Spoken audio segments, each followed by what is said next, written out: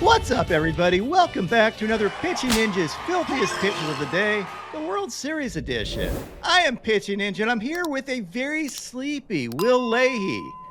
No sleep till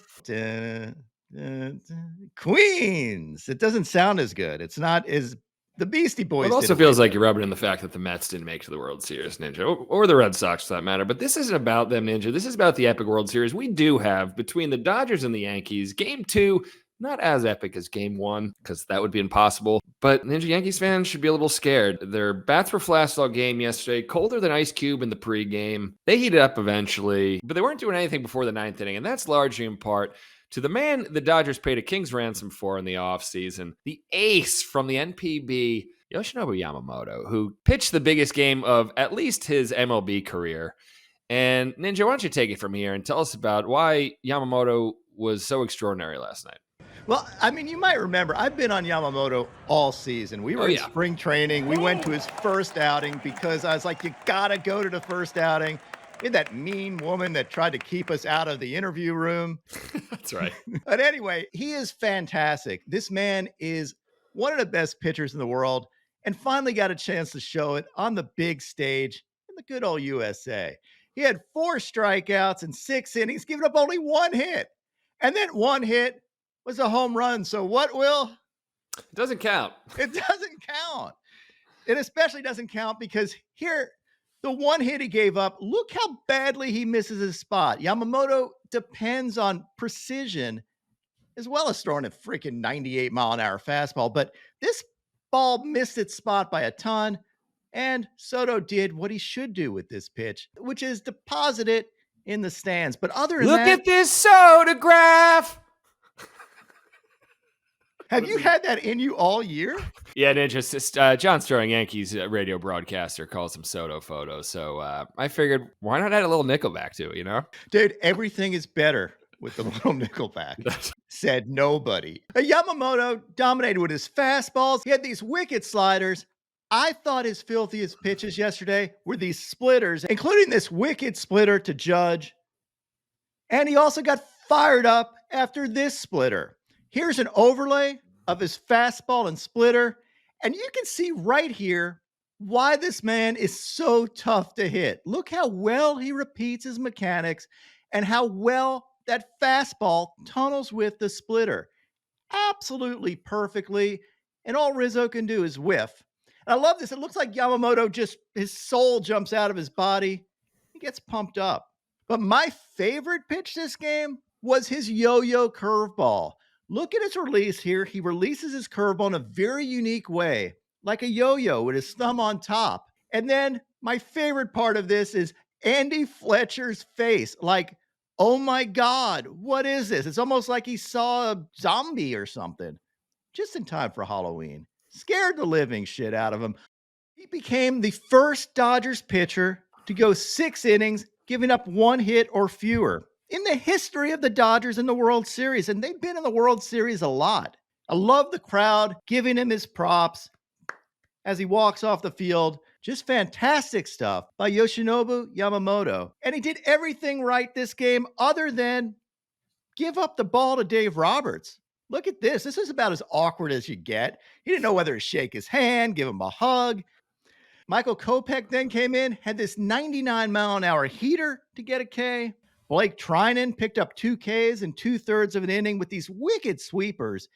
And I did this close-up of his sweeper so you can see the spin axis of that pitch, which is why this pitch moves so much.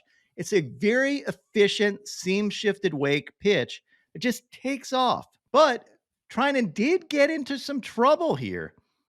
Fought against Jazz Chisholm through some beautiful sweepers to start the at-bat. Long at-bat, Chisholm made some great adjustments here and gets a hit. And then Treinen gets in trouble. Alex Vesia then came in, closed the door, getting this huge fly out to end the game. Classic 1-pitch save. I mean, he gets so pumped up anyway. I like Alex Vesia. I like his stuff. Kind of an underdog pitcher, too. Doesn't have amazing, overpowering stuff, but always seems to get the job done and does it with some flair. Ninja, as we wrap up talking about the ninth inning of this game, I think it's a good time to talk about Aaron Judge's struggles, which are pretty well documented and now a pretty massive part of this World Series. Here's numbers. He's been downright bad for his last 4 postseasons. Coming from, I'd call him the best hitter in baseball this year. He's one of the all-time greats already. I mean, if he continues on the pace he's at now, I mean, he's one of the truly greatest hitters ever. But his postseason has stunk, and he seems off. And that's really going to be the story of this World Series if the Yankees end up losing, because yesterday was a great example. He came up in the 9th inning. They had a little momentum. He struck out in a non-competitive at-bat, and then he was followed up by several really good at-bats, and they just truly need more from him. I mean, Judge is a rare Yankee that I actually really like and admire. So I'm kind of rooting for him to make it a little competitive because I don't want his legacy to be the guy who's not good in the playoffs. And yeah, I hope not to. Like, he doesn't deserve it. And he always gets every pitcher's best stuff. I have seen him miss some mistakes, though. Like, so I'm not going to just give it a cop out that he's being pitched really well, but he has been pitched more often than not really well. And everybody's very careful with him because the ball may end up out of the stadium if you make a mistake. But yeah, I agree with you. He's hopefully going to play better. I don't know if you saw on X, but he actually blocked Fuzzy from his page on X, which I thought was an awful. It's not a good sign. That's not a good sign unless it's his folks that. Now to the Yankees pitching. Carlos Rodon had 3 Ks in 3 1/3 innings, but was pretty shaky, giving up 4 runs. He had these wicked sliders, including this one to Ohtani, and he gave up a home run on this pitch that absolutely didn't miss its spot. It was just maybe not the right pitch to throw here because Teoscar puts it in the stands. He also gave up a dong to Freddie Freeman. I don't know, Will, are any of these your dong of the day? Do we already do your dong of the day? No, I'm just going to give a collective dong of the day to these 3 jacks that happened in the 2nd and 3rd inning that kind of put a hush on the game until the 9th inning. I think Teoscar's was probably the biggest, but then, Freddie closed the door a little bit, and Freddie got a shout out. It's his 4th playoff game in a row with a homer. 5 is the record, so let's see what he does on Monday, but that's a collective dong of the day, Ninja. I think Freddie's going to love seeing that you gave him a shout out as he watches this video. Yeah, I'm anxiously awaiting the text message I'll receive from him. Tim Hill came in, had 1 K in 1 1/3 innings. And I love Tim Hill because he's kind of like a cartoon character. My latest thing is I just like the way he takes his signs, shaking his head or nodding his head, and he gives a final nod right before he throws his pitch. This man is all character. I absolutely love a guy that only throws fastballs in 2024 and they top out at 92 miles an hour. Nobody knows how he does it, but he does. Tim Hill and his staff. I think it's the confidence of the head nod. I'm going to give him that. Then Clay Holmes came in, had 2 Ks in 1 1/3 innings, and this crazy sinker and sweeper movement. He got a shout out from John Smoltz, which is pretty hard to come by from the curmudgeon-y John Smoltz.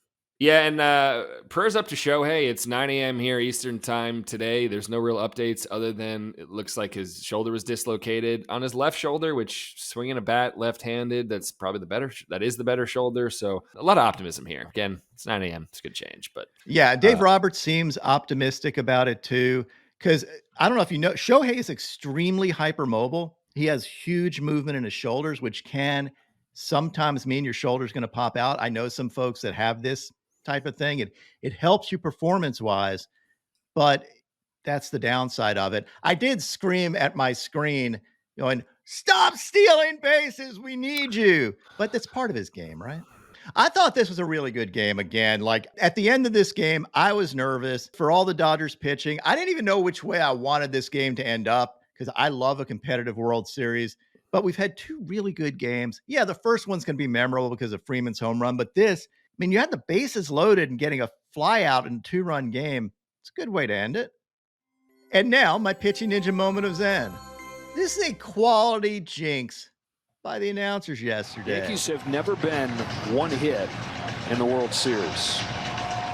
And if this holds, there's never been a World Series where the only hit was a home run. The payoff. Soto drills a high line into right field, bets his back and watches it dent the wall.